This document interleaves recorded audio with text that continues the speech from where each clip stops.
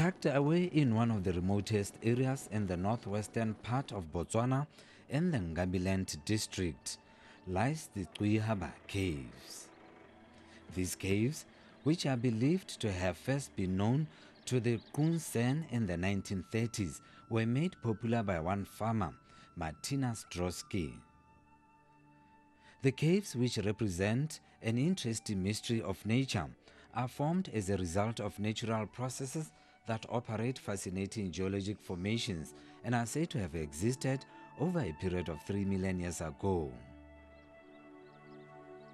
In its drive to develop tourism industry in Botswana as part of the Economic Diversification Initiative, government of Botswana in the early 90s considered possibility of exploring the Gchwihaba caves with the aim of introducing cave tourism in the country.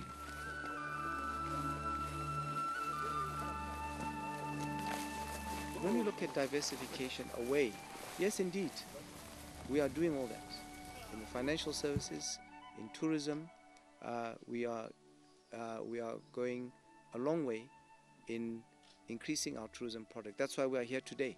It's one of the areas and the reasons why I've been keen on this particular project, because it is difficult and very technical for this particular project to get off the ground, because it is literally underground. The Gchwihaba caves are a collective of magnificent natural underground mysteries that offer tourists and cavers a unique spectacle of treasures that lie beneath this part of northwestern Botswana. But once it has been exposed, it'll be able to offer a lot for the people in this area. Because we've got things which are unique to this country, you know, like the Okavango. There's no other Okavango anywhere in the world. So we're able to sell that, and we sell it well. And you've got the Chobi and, you know, one or two others. So that's what we need to do when we look at other types of investment businesses.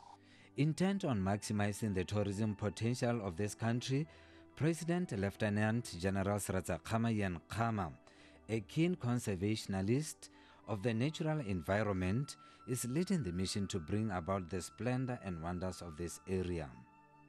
We need to think out of the box to come up with unique circumstances for this country which will attract people from the mainstream and from our other competitors.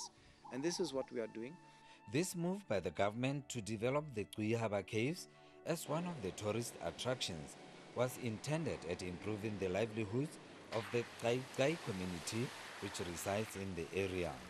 The Botswana Tourism Organization started with this project in 2009 when the community was converting the concession from a multi-use concession to a photographic use concession. Before, they used to have hunting in the concession, as well as the cultural experience for the concession, as well as the caving experience to a lesser extent. Botswana Tourism Organization came in now to see how best we can exploit the resources within the concession that was given to the Gchwihaba Trust in order for them to gain meaningfully through tourism in this area.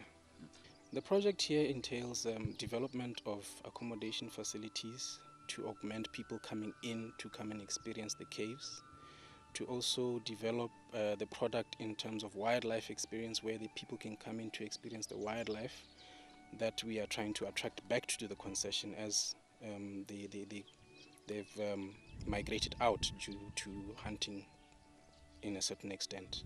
So we are trying to develop a product where people can experience wildlife, can experience the caves, and also experience the culture from the Gchai Trust and the Gchai community. The vision is to develop 2 lodges, to develop some campsites as well, both at the main sites being the Gchwihaba site as well as the Kwanaka site. And this project will be developed in phases.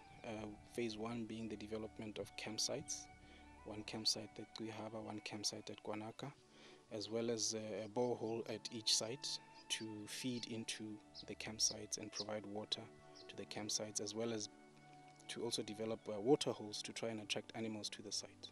These areas, the major interest of course is the caves themselves. Kwanaka and Gchwihaba has got some very amazing caves which will be the main attraction.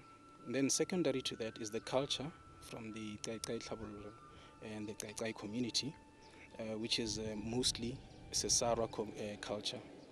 And then of course the wildlife experience, because this area has also got some very good wilderness areas and also some good wildlife that come around to this area. Well, the benefit really is not to Botswana tourism per se, but the benefit, Ghana, is to try and get the Gchwihaba Trust and the Gchwihaba community to benefit directly from tourism development.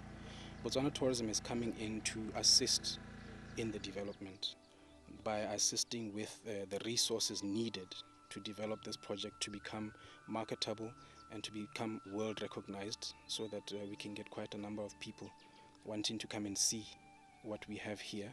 And when they come here, to have a very good area where they can say, no, we've got a very good place to stay in terms of campsites, in terms of accommodation, lodges, as well as a well-organized product, being the caving experience, being the guided caving experience, as well as the culture that the Gchwihaba community have to showcase. I think in terms of knowledge of the Gchwihaba caves, there is quite a bit of history behind Gchwihaba caves. But like you mentioned, issue is access. And access also, you add on the fact that the facilities here currently are not very user-friendly, in that the developments or the resources needed to develop the product to become customer-friendly are not in place as yet. These are things like the routes within the caves, signage in terms of people where somebody can read what the history behind Gchwihaba is, issues of development of roads, issues of maintenance, issues of management, and so on and so forth. So those are all the other things that need to be put in place in order to make this area a successful tourism product. However, cave tourism remains one area that for a long time has not been explored as an alternative for further attracting foreign investors in Botswana. Exploration of caves and other tourism activities related to such is rare in Botswana. Originally, we had intended on developing everything at one time, but looking at the fact that Gchwihaba is quite an area that is difficult to sell. Caving is quite a new experience, and it's mostly attractive to a certain group of people. Botswana has not been on the circuit of these cavers. We have to now go and market this product first of all. And in so doing, the idea is to start off with maybe campsites. And then once we build a clientele that frequents the area, as well as now we get more and more knowledge of the area from the outside people, then we develop lodges that will now cater for a higher market of people, because then you've got a choice for the customers who want either to stay in campsites or to stay in the lodges. The plan is to develop this and we go with how we see clientele coming in. We may think that probably 2 years or so, develop campsites and then also improve on the campsite operations and attractions and the products, and then after 2 years probably then we get into the lodges. But we may do the lodges earlier, looking at the response from the clientele and our marketing efforts. Phase 1, basically we're looking at anything between 500 and 1 million pula for development of boreholes, for development of campsites, water reticulation, and then also facilitation of facilities within the caves themselves to make the caves more accessible and more meaningful to people who are coming to visit. To partner with the trust, to ensure that the trust is, we impart skills, business skills to the trust that will enable them to in future run these projects on their own. And we come in as well with a partner being the Department of National Museum and Monuments, being the custodians of these caves as well, who have given user rights to the community to actually utilize them for tourism purposes. So Botswana Tourism Organization is coming to facilitate commercialization of these projects. Cave expert Roger Ellis describes the Gchwihaba experience as unique. As the years have gone by, we have become involved in the search and discovery and exploration of caves in Botswana, which has again been of a great privilege to me personally, and I'm sure to the team that I bring on those occasions when we are here. As the years have gone by and as the project has actually evolved and we became involved in the process, we have in fact ended up searching these caves, searching the hills, looking for new caves. We were invited to an area which is probably one of the remotest areas in which caves develop in the world. We are here in this magnificent environment and these little ranges of hills, and with the potential in principle of discovering new caves. And that's what the great attraction for us was at the time. Dimapo is a name meaning sharp stones. And the reason the cave was given the name, because as you see here, you see these sort of spears protruding out of the rock. There are many of them. And the whole area up there, if you look, there are small ones, many small ones. So they are everywhere inside this cave. Look at them all. Yeah. And on this wall. Okay. So they're all very sharp stones. So when we had a meeting to discuss what local name we should actually give the cave, because originally it was called G2, which is actually the name of the hill, and it was known as G2 Cave. But we thought, no, it deserves a proper name, and we had a meeting, and we asked for proposals as to what the name should be. And Dimapo was one of the names. And because it means sharp stones, and because of the nature of the cave, we thought it was a very appropriate name. So we called it Dimapo.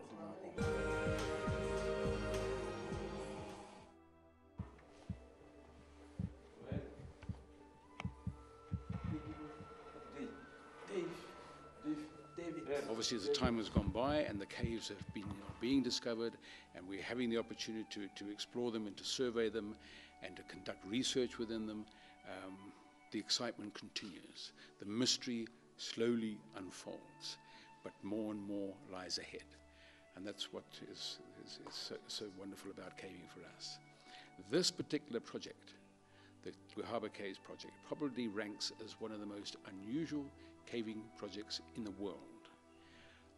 There are obviously, as you can well imagine, there have been caving projects, and there still are ongoing around the world, but this one has a unique aspect to it, and that is the environment in which these caves currently exist, the environment within the caves because of the external environment, if you like. The internal environment is being created in such a way that we are finding within these cave structures unique formations and potentially unique animals, which make them extremely interesting as well. But to outsiders, one can well imagine, you have here in the middle of the Kalahari, in this semi-arid area, you have caves of incredible beauty, you have caves of great diversity, and who would ever imagine that you would actually find caves here? And not only that, the processes through which we have gone to discover these caves makes it equally unique, shall we suggest. Where else in the world are we drilling exploration holes looking for caves and then opening them up so that access to these caves is 40 to 45 meters down a 600 millimeter diameter borehole, and below there all of a sudden the wonders of the cave are revealed to us. So it is a particularly unique project, and it probably then qualifies as probably one of the most unique caving projects in the world today. What we have found in southern African caves, and not only perhaps here in Botswana, but certainly in South Africa as well, that cave entrances for the most part are being a natural catchment area for water,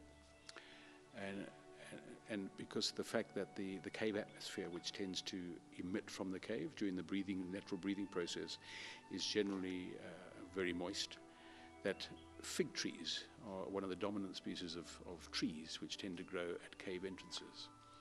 On these particular hills here, where these caves exist, we have seen again a number of fig trees. Some of them are obviously associated with the cave entrances. I think this cave here, we have fig trees at its entrances. And with the other caves with natural entrances, we see fig trees as well. But the other amazing thing that we have seen on these hills, and again, it's all to do with the external environment in principle, is that the fig trees, if I may use the term, are no fools. And they actually have an understanding of where they can best source water for themselves. And the caves themselves provide them with that opportunity. It is obviously easier for the fig trees to enter into the cave environment. They don't have to go through much solid rock, perhaps.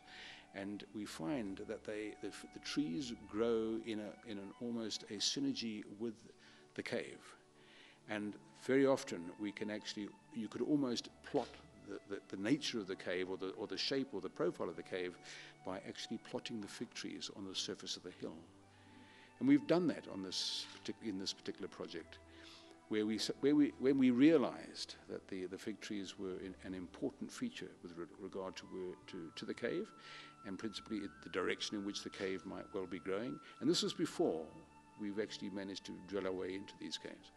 We can actually see that here in principle should lie a cave, because we can plot the fig trees, and we have come to understand that the fig trees in fact are very, very indicative in principle of what actually lies below the ground. Well, of course, these caves go through a natural process. Generally, they start developing below water table, and then they create cavities because the water actually dissolves the rock. And then what happens is the water table then recedes. But then the rock, therefore, is often formed. You see these incredible shapes and profiles within the rock. They are principally formed at a point in time below water, and then as time goes by, they continue to actually dissolve away from the wetness in the strata. Because it's happening under natural process, these caves generally are in a state of what they call equilibrium. In other words, they are stable. You will find areas where ultimately the amount of erosion which is perhaps taking place, or the dissolving of the rock takes place, that a part of a wall or whatever will eventually be unable to sustain its own weight, and it will fall down. That's why you will find big boulders and things sometimes lying at the bottom. This cave is